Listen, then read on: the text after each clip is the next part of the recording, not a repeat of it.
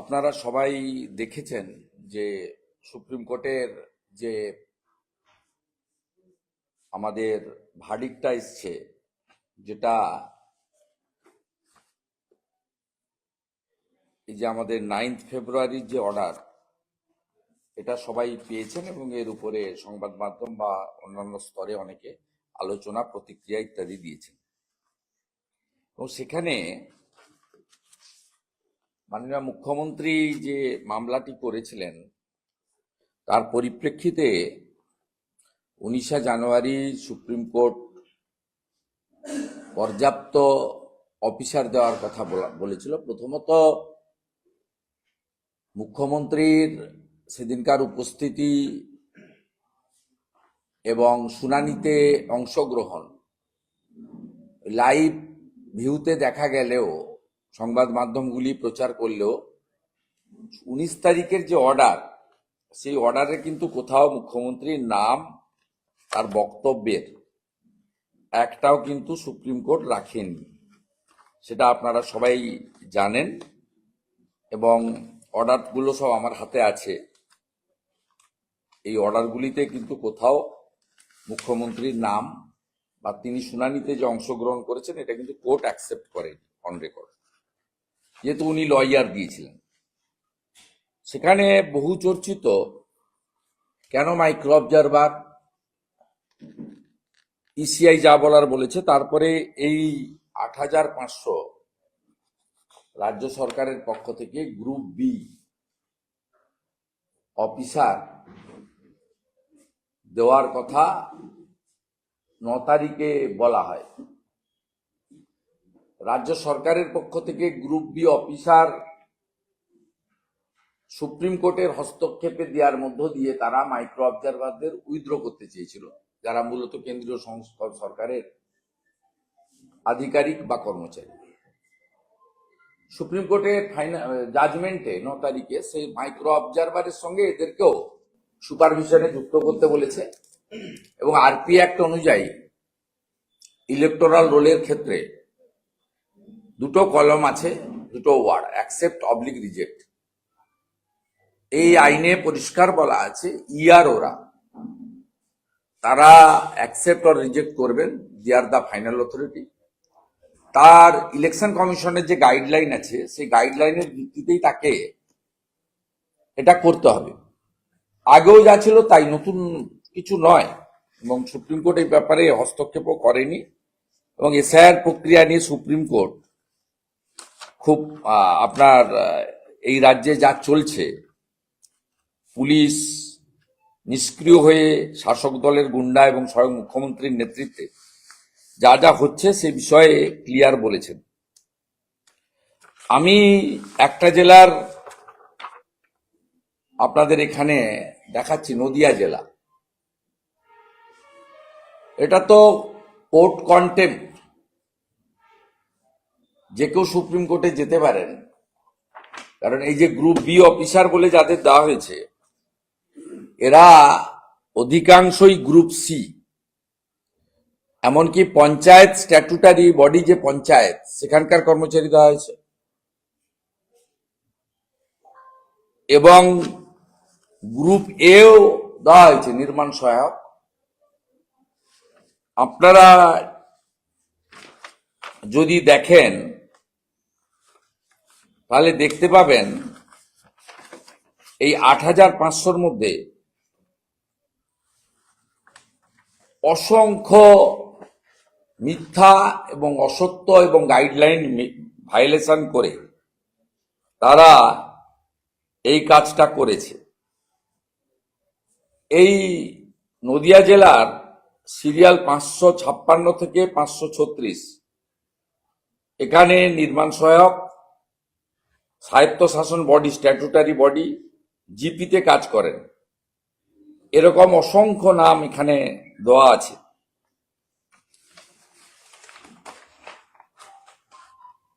আমাদের শুধু তাই নয়, মৃত ব্যক্তি যিনি, মৃত শুধু নয়, রিটায়ার করে গেছেন, সেই রিটায়ার্ড ব্যক্তি serial number 434 Swapan Kumar Biswas retire করে গেছেন, তার নামও মুখ্যমন্ত্রীর বাহিনী তাবেদার বাহিনী পাঠিয়ে দিয়েছে। এটার মধ্য দিয়ে এরা সুপ্রিম কোর্টকেও অসত্য মিথ্যা এটা জানিয়েছে, এবং তৃণমূল কংগ্রেস তার নেত্রী তার সরকার মানেই দুর্নীতি করবে, মিথ্যাচার করবে, অসত্য বলবে, ফ্রড করবে, ম্যাল প্র্যাকটিসেস করবে। এটা স্বাভাবিক। এটা যে সুপ্রিম কোর্টের সঙ্গেও করানোর সাহস দেখাবে এটা আমরা ভাবতে পারিনি। এই তালিকা নিয়ে মুখ্যমন্ত্রী যেহেতু মামলা করেছেন তার বিরুদ্ধে, তার সরকারের দেওয়া অসত্য তথ্যের বিরুদ্ধে কোর্ট কন্টেম্প্ট করা যেতেই পারে। আজকে একটু আগে ইলেকশন কমিশনের পক্ষ থেকে একটা অর্ডার বেরিয়েছে।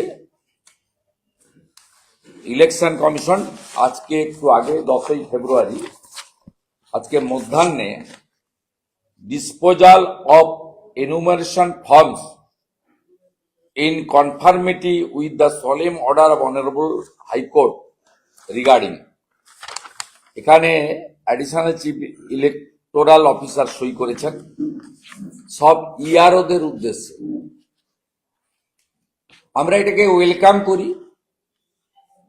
যেমন 8,300 ভারত সরকারের দেওয়া মাইক্রো অবজারভার যারা এই রাজ্যের বিভিন্ন কেন্দ্রীয় সরকারের অফিস বা কেন্দ্রীয় সরকার নিয়ন্ত্রিত অফিসে কাজ করেন, তারা আর সঙ্গে এই লিস্ট স্কুটিনি হচ্ছে কতটা অ্যাকসেপ্ট করবে, কারণ গ্রুপ বি ছাড়া ইলেকশন কমিশন অ্যাকসেপ্ট করবে না, কারণ সেই মতোই বলা আছে সুপ্রিম কোর্টের অর্ডারে। যে কজনকে অ্যাকসেপ্ট করবেন তারা মাইক্রো অবজারভারদের সাথে ইআরও এবং এইআরওদেরকে সাহায্য করবে। কিন্তু এইআরও ইআরওরা যদি আইপ্যাকের কথা শুনে চলেন, রাজনৈতিক আনুগত্যের বশবর্তী হয়ে যারা ওই 13টা প্রপার ডকুমেন্ট দিতে পারছেন না, বিডিওদের ডিএমদের চাপে, নন্দিনী চক্রবর্তী মুখ্য সচিবের চাপে, আমি আবার আসবো, এলে দেখে নেব, বা মমতা ব্যানার্জিকে খুশি করার জন্য যদি চেষ্টা করেন তাহলে কিন্তু ভুল করবেন, এবং তারাও কোর্ট কন্টেম্প্টের আওতায় আসবেন।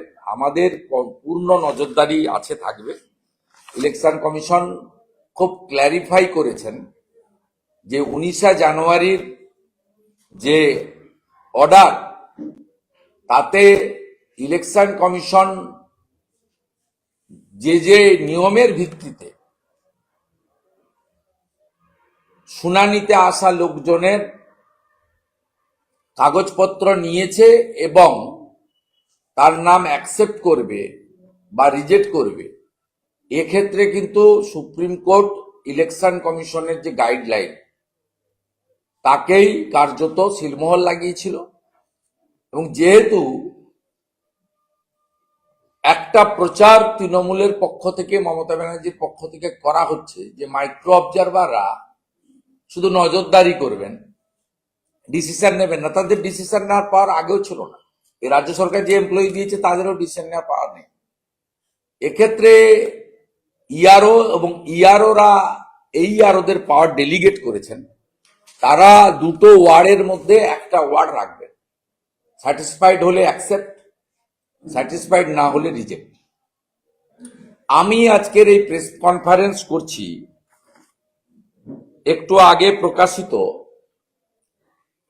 ইলেকশন কমিশনের কলকাতা অফিস, পশ্চিমবঙ্গ অফিসের যে সার্কুলার, এটা অনেক সময় ডিএমরা চেপে রেখে দেয়, ইআরও এবং এইআরও পর্যন্ত যায় না, বিএলওরাও জানতে পারে না।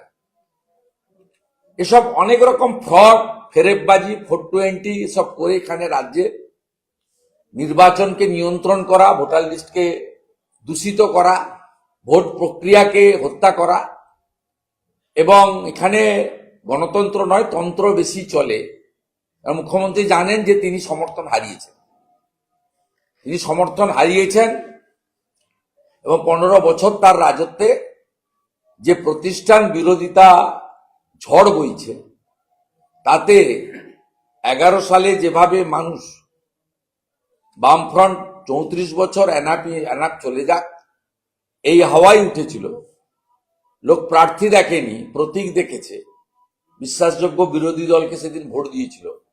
আজকেও ঠিক একই অবস্থা হয়েছে। এপ্রিল মাসের নির্বাচনে মানুষ পরিবর্তনের পক্ষে দেবে এবং তারা বিকল্প হিসেবে ভারতীয় জনতা পার্টিকেই মনে করে। তাই 19, 21, 24 তিনটে নির্বাচনে বিজেপি প্রধান বিরোধী দল হিসেবে এই রাজ্যের জনগণের সমর্থন নিয়ে স্বীকৃত হয়েছে। আমি আমাদের ইআরও এবং এইআরওদের বলব, ইলেকশন কমিশনের গাইডলাইন 19শে জানুয়ারি এবং 10ই ফেব্রুয়ারির যে অর্ডার, এই অর্ডারকে মাথায় রেখে আপনারা চলবেন, এতটুকু অন্যথা করবেন না।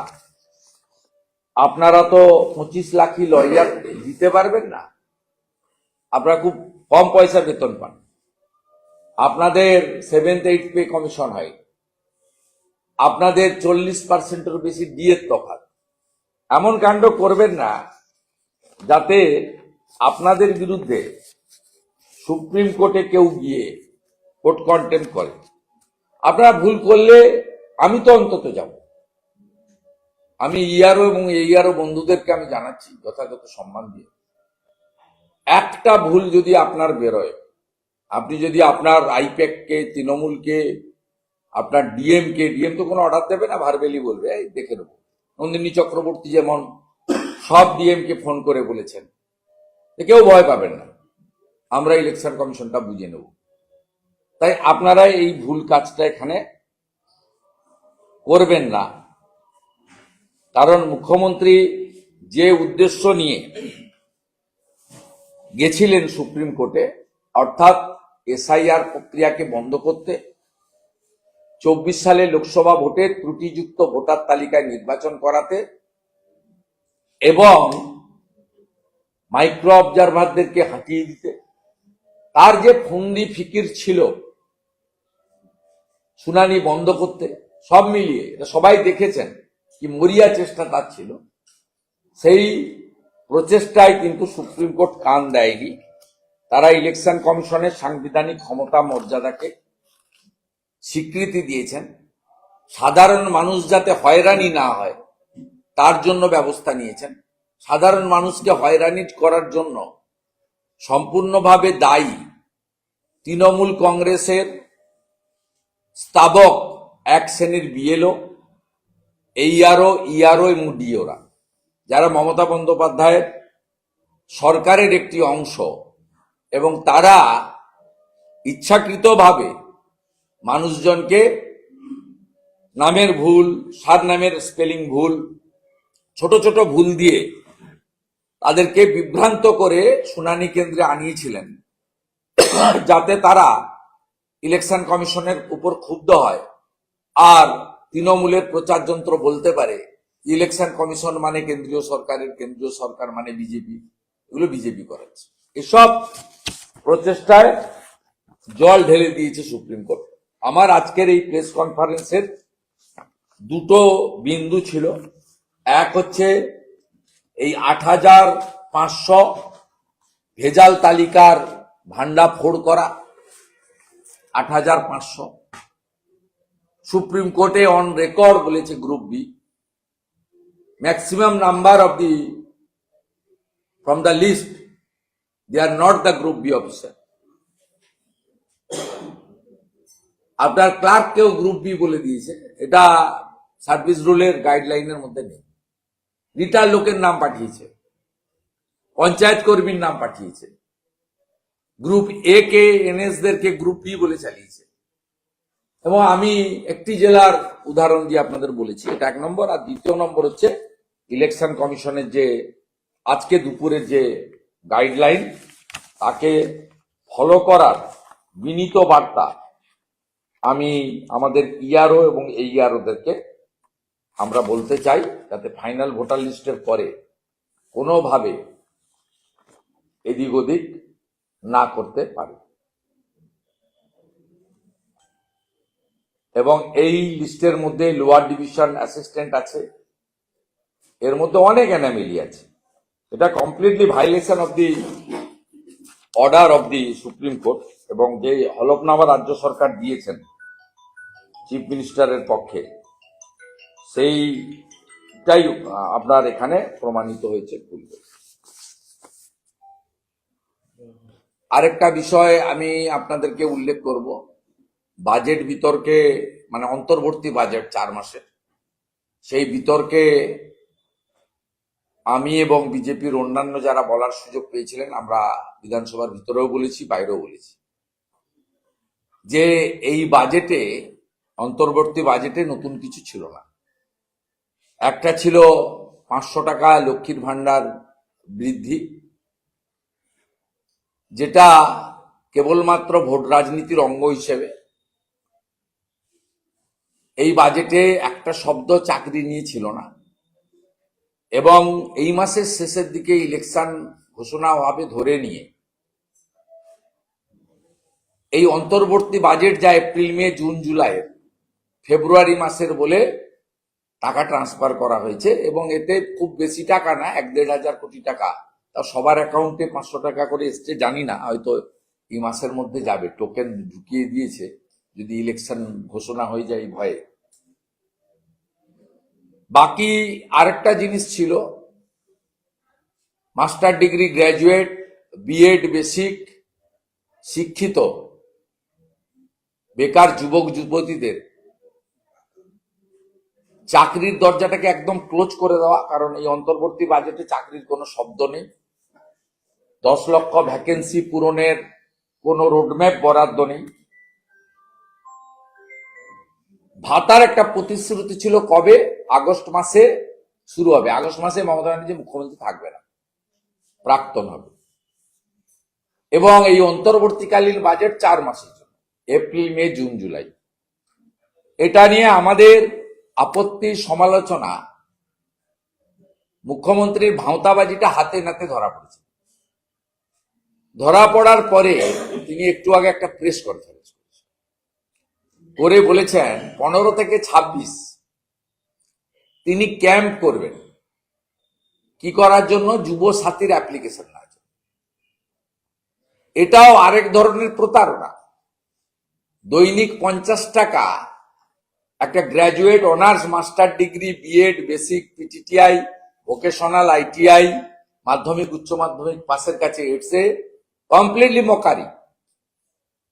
একটা তাতে 50 টাকা ডেলি তিনি ঘোষণা করেছেন। আমি ওনার আজকের ঘোষণার পরিপ্রেক্ষিতেই বলি, আমি এর আগে সল্টলেকে ভারতীয় জনতা পার্টির কার্যালয় থেকে বলেছিলাম 2013 সালে বাজেটে এসেছিল ডক্টর অমিত মিত্র তদানীন্তন অর্থমন্ত্রী, যুব উৎসাহ প্রকল্প, মাসে 1500 টাকা। মুখ্যমন্ত্রী নেতাজি ইন্ডোরে উদ্বোধন করতে গিয়ে কর্মসূচির বলেছিলেন যুবশ্রী। বাজেট বইতে লেখা আছে যুব উৎসাহ, উদ্বোধন হলো যুবশ্রী। ঠিক আছে, নাম পরিবর্তন করতেই পারেন আপনার প্রশাসন। ওই দিন বলেছিলেন 17 লক্ষ অ্যাপ্লিকেশন পড়েছে। আমি 1 লক্ষকে চালু করলাম, এই 1 লক্ষ চাকরি পেলে বাকিরা পরে পরে আসবে। 13, 14, 15, 16 এই দুটো অর্থবর্ষে এই কর্মসূচি চলেছিল। 17, 18 অর্থবর্ষ থেকে 24, 25 অর্থবর্ষ পর্যন্ত, এমনকি 25, 26, এই যে অন্তর্বর্তী বাজেট হয়েছে এটা 26, 27 প্রথম 4 মাসে যুবশ্রী প্রকল্প বলে কিছু নেই, তাকে তুলে দেওয়া হয়েছে। কোনো বরাদ্দও ছিল না, নন ফাংশনিং হয়ে গেছে, এমপ্লয়মেন্ট ব্যাংক ক্লোজ হয়ে গেছিল। সেদিন আপনার এই কর্মসূচিতে আপনি বলেছিলেন 18 বছর হলেই 8 পাস লোকেরা এর সুযোগ পাবেন, মানে তাও 1 লক্ষ জন, 17 লক্ষ অ্যাপ্লিকেশন ছিল। 2 বছর চালিয়ে বন্ধ করে গোটা রাজ্য জুড়ে শিক্ষিত বেকার যুবতীর যে জনরোষ, আইপ্যাক আপনাকে রিপোর্ট করেছে, পুলিশ আপনাকে রিপোর্ট করেছে যে মানুষ মরিয়া আপনাকে সরাবে। মোদিজির হাতে রাজ্য দিয়ে দেবে, কোন নির্বাচন কেন্দ্রে কোন প্রার্থী দেখবে না, বিজেপির প্রতীকে ভোট হবে। কারণ কংগ্রেসকে মানুষ 25 বছর দেখেছে, কংগ্রেস রিজেক্ট হয়ে গেছে। সিপিএম কে 34 বছর দেখেছে, সিপিএম রিজেক্ট হয়ে গেছে। তৃণমূলকে 15 বছর দেখেছে, তৃণমূল প্রায় রিজেক্টের কাছাকাছি এসে গেছে এপ্রিল মাসে। আজকে যেটা করেছেন এটা একটা ঘোরতর অন্যায় যুবক যুবতীদের সঙ্গে। প্রথমত 60-70 লক্ষ পরিযায়ী শ্রমিক আছে, তাদের মধ্যে যারা মাধ্যমিক পাস 40 বছরের নিচে, তাকে মিনিমাম 2000 টাকা ট্রেন খরচ করে আসতে হবে ফর্ম ফিল আপ করার জন্য। এটা কে দেবে?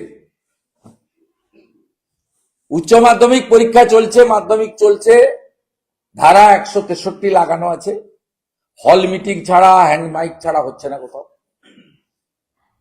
আপনি এতগুলো সেন্টার খুলবেন, আপনি বলুন তো ভারতবর্ষের কোন রাজ্যে এনডিএ নন এনডিএ এবং ভারত সরকার নরেন্দ্র মোদীজির নেতৃত্বে সফটওয়্যার অনলাইন আইটি সিস্টেম চালু হওয়ার পরে সবকিছু পোর্টালে হয়,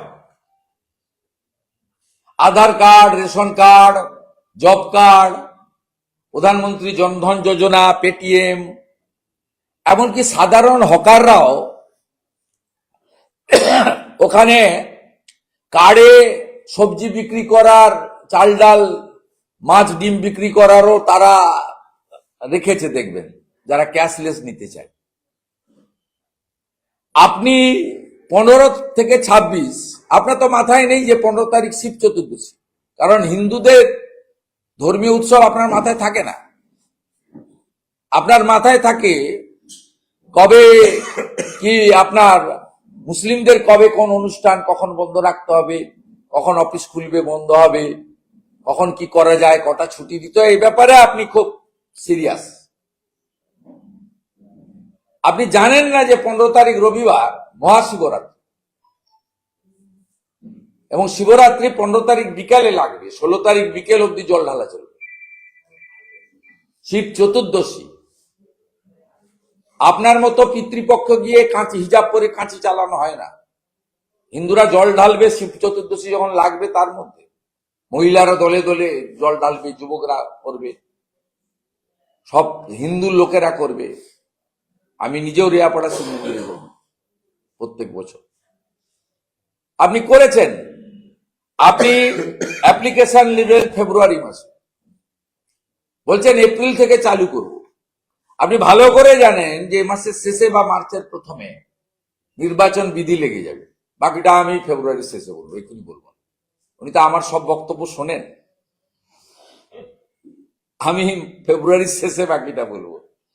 আমি উনাকে বলবো এই ভুয়া কাজটা আপনি বন্ধ করুন।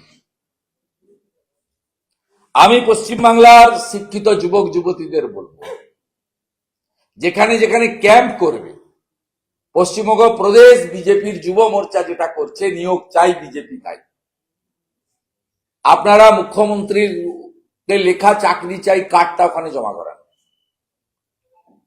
যত বঞ্চিত যোগ্য চাকরি প্রার্থী সংগঠন রয়েছে, ওই ক্যাম্পের কাছে কাছে ব্যানার নিয়ে গিয়ে মুখ্যমন্ত্রীর উদ্দেশ্যে আবেদন জমা করুন। Group D, SSC, SLST, primary, upper primary, দমকল, পুলিশ রিক্রুটমেন্ট বোর্ড, যত পেন্ডিং, ফরেস্ট থেকে শুরু করে যত এই 15 বছরে যোগ্য চাকরি প্রার্থীদেরকে কলকাতায় বসিয়ে রেখেছে মশামাছি খেয়ে, জল ঝড় কাদাতে, সবকে বলবো এই ক্যাম্পে গিয়ে করুন, ভদ্রভাবে শান্তিপূর্ণভাবে করুন। আমি আবারও আপনাকে বলছি, পরীক্ষা চলাকালীন 294টা বিধানসভা কেন্দ্রে 294টা ক্যাম্প করে আপনি যুবকদেরকে, ধরুন একটা বিধানসভা, তমলুক বিধানসভায়, তমলুক শহরে যদি ক্যাম্প হয়, তমলুক বিধানসভার শেষ বুথটি কোলাঘাটের রূপনারায়ণের নদীর পাড়ে খারুইতে, ময়না বিধানসভার শেষ বুথটি সবংয়ের একদম শেষ প্রান্তে দুবরাজপুরের কাছে, অথবা বলাইপন্ডা একদম পিংলার বর্ডারে জলচকের গায়ে, তাকে ওইখানে এসে অ্যাপ্লিকেশন দিতে মিনিমাম তার 200 টাকা খরচ হবে ন্যূনতম, টোটো ট্রেকার ইত্যাদি, এবং যদি মুড়ি ছোলাও খায় 20 টাকা। আপনি মাধ্যমিক পাস 18 থেকে 40 এখানে ডাকছেন, যে পরিযায়ী শ্রমিকটা তামিলনাড়ুতে আছে, গুজরাটে আছে, তাকে এই আবেদনটা করতে আসতে গেলে মিনিমাম আপ ডাউন গাড়ি ভাড়া 2-3 হাজার টাকা খরচ করতে হবে, এবং 4 দিন তাকে কাজ কামাই করতে হবে। আমি জানি, আমি এটা বলার পরে বাইরে থেকে যারা অ্যাপ্লাই করবেন তাদের জন্য আপনি অনলাইনে সিদ্ধান্ত নেবেন, আমি জানি। রাজ্যের বিরোধী দলনেতার কাজ আপনার ভ্রষ্টাচার, মিথ্যাচার এগুলো সামনে আনা। আমি যুবক যুবতীদের বলবো, পশ্চিমবঙ্গ প্রদেশ ভারতীয় জনতা যুব মোর্চার যে কর্মসূচি চলছে, নিয়োগ চাই বিজেপি তাই, সব পোস্টকার্ড লিখে নিয়ে গিয়ে নাম ঠিকানা দিয়ে ওইখানে জমা করান। রিসিভ দেবে না, ঠিক আছে, জমা করান, ছবি তুলুন, সোশ্যাল মিডিয়ায় ছাড়ুন, একটাই স্লোগান উঠুক, টাটাকে চাই, শিল্প চাই, প্রতি বছর এসএসসি চাই, চাকরি চাই, সংরক্ষণ মেনে চাকরি চাই, SC ST Hindu OBC physically challenge ex serviceman তার অধিকার রক্ষা করেই চাকরি দিতে হবে, এই আওয়াজে উঠুক। আমাদের সার্টিফিকেটের মূল্য প্রত্যেক দিন 50 টাকা হতে পারে না, আর বাকিটা উনি যে ঠকবাজিটা করেছেন এখানে, আমি 28 ফেব্রুয়ারি এই পার্টিকুলার ইস্যুতে, উনার এই নাটকটা 15 থেকে 26 হয়ে যাক, আরেকটা নাটক, যেমন পাড়ায় সমাধান ফ্লপ করেছে, পাড়ায় সমাধান ফ্লপ করেছে, পার বুথে 10 লক্ষ টাকা করে দেওয়ার কথা কোথায় গেছে? তমলুক বিধানসভায় যদি 300 বুথ থেকে থাকে নতুন নিয়ে, বা পুরনো ধরলে 250 বুথ থেকে থাকে, 10 লক্ষ টাকা করে হিসাব করুন, এই বিধানসভারই কত টাকা পাওয়ার কথা? 25 কোটি টাকা পাওয়ার। কোন পাড়াতে কোথায় হয়েছে উত্তর দিন। প্রত্যেক সংসদে ইনক্লুডিং মিউনিসিপ্যালিটি এলাকায় ফেল। দুয়ারে সরকার আগে চালাতেন, তালাচাবি পড়ে গেছে, দুয়ারে সরকারের আর অস্তিত্ব নেই। আমার পাড়া আমার সমাধান উঠে গেছে, পাড়াই সমাধান, অ্যাপাস না কি নাম, অ্যাপাস ঢপাস হয়ে গেছে। পথশ্রীর 12টা বেজে গেছে। আমার কন্ট্রাক্টর বন্ধুরা আমার কথায় বিশ্বাস করে 80% টেন্ডার নেন,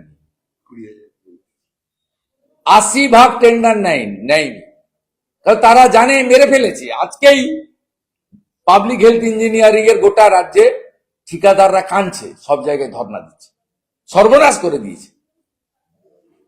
কোন ঠিকাদারের কোনো অস্তিত্বই নেই, শেষ করে দিয়েছে।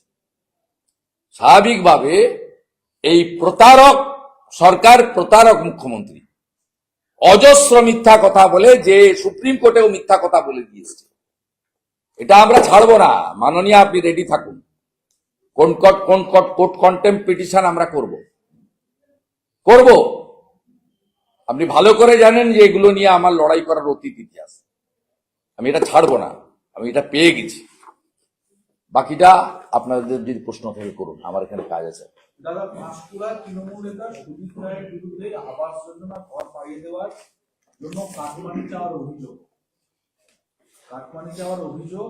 আপনি এখানে মুখ্যমন্ত্রী যাকে ইনচার্জ করে এনেছেন, তিনি পুলিশের ইমেজ বিল্ড আপ করার তো মরিয়ার চেষ্টা করছেন, ঘোরাঘুরিও করছেন, ওনাকে দেখা যাচ্ছে বিভিন্ন জায়গায়, খেলা মেলাতেও যাচ্ছেন, নরনারায়ণ সেবাও করছেন। তা উনাকে প্রশ্নের করুন, কারণ উনি একটা কি টোল ফ্রি ইত্যাদি কি চালু করেছেন।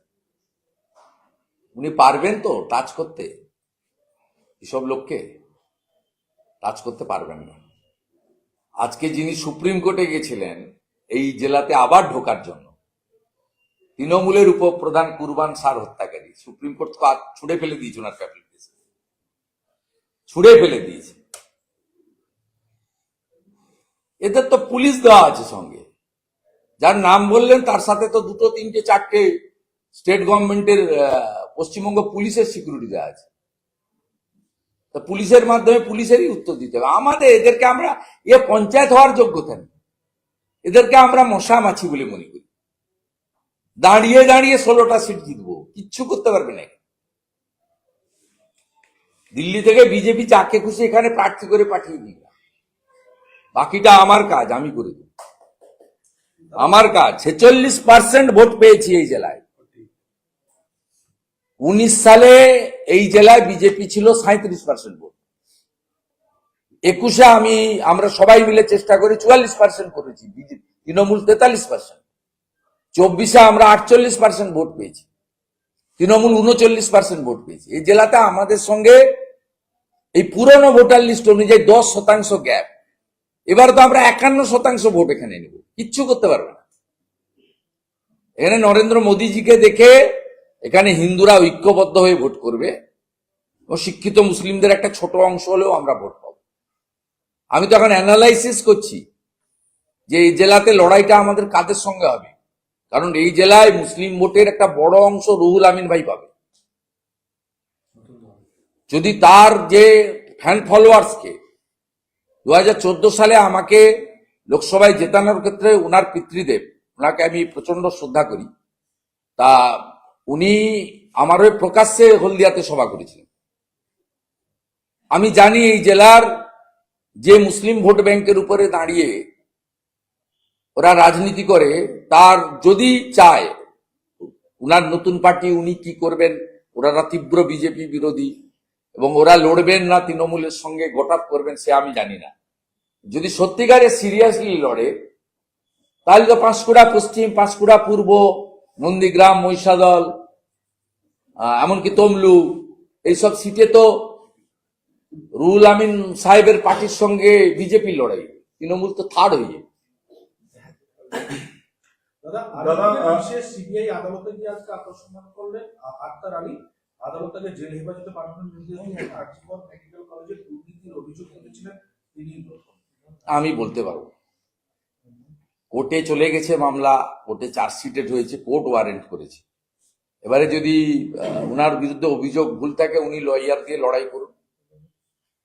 আমরা দেখেছি উনি দুর্নীতির বিরুদ্ধে লড়াই করেছেন, আর উনি যে দুর্নীতির সঙ্গে যুক্ত আছেন কিনা এটা আমার পক্ষে জানা সম্ভব নয়। আমি প্রকাশ্যে মিডিয়াতে যেটুকু দেখেছি সেটুকু বলতে পারি, বাকিটা আমার বলা ঠিক নয়।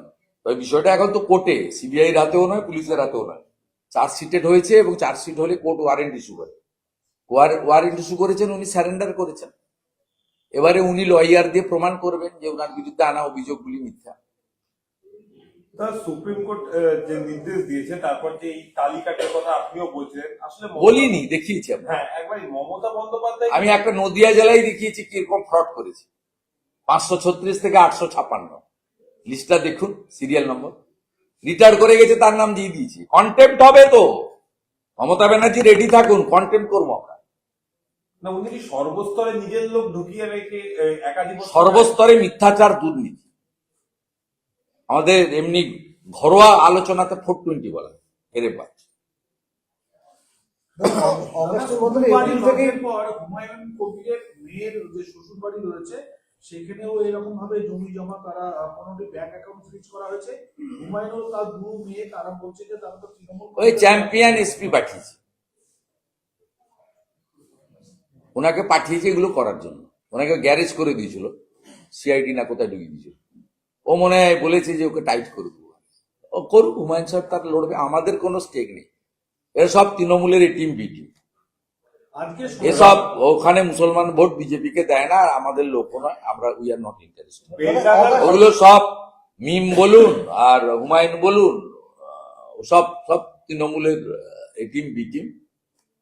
ওদের সেকুলারিজমের নামে মৌলবাদকে স্থাপন করা গ্রেটার বাংলাদেশের এজেন্ডা, আর অন্য কিছু না। তো নিজেদের লড়াই নিজেরা করুন, আমাদের এর থেকে দূরে রাখুন।